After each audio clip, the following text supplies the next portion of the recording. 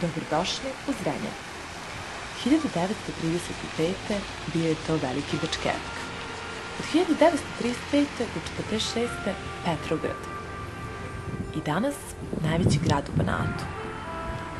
Zrenjanin je najveći grad u Banatu i treći najveći grad Vojvodine, iza Novog Sada i Subotice. 1326.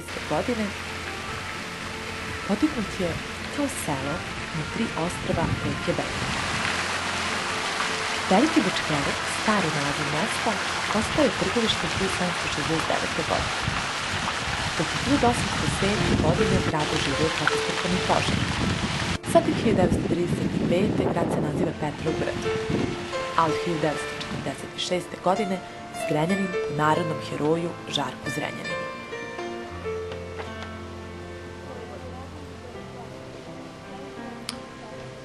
Zrenjanin je grad sa dugom tradicijom više oblasti kulturnog stvaralaštva, pozorišnoj umetnosti.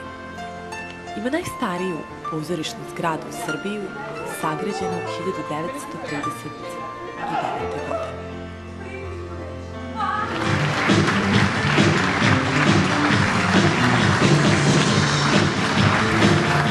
Narodni muzej sa renoviranom stalnom postavkom na 5 odeljenja, sa 3 izložbena prostora i sa ukupno više od 33.000 eksponata. Proglašen je kao najbolji muzej u Srbiji 2006. godine. Veoma specifičan grad na reci Begej sa dosta osnovaca, dosta starih zgrada, očuvanih starih kuća. Jednostavno, centar i grad odišu nekom lepotom od davnina.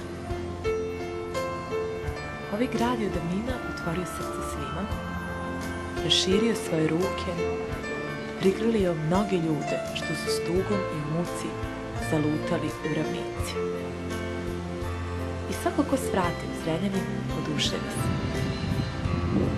jer je tako miran i mali grad, ali ima dušu kojom kultura vlada. Kada se samo malo bolje okrenete i pogledate, možete naći toliko zanimljivosti u ovome gradu.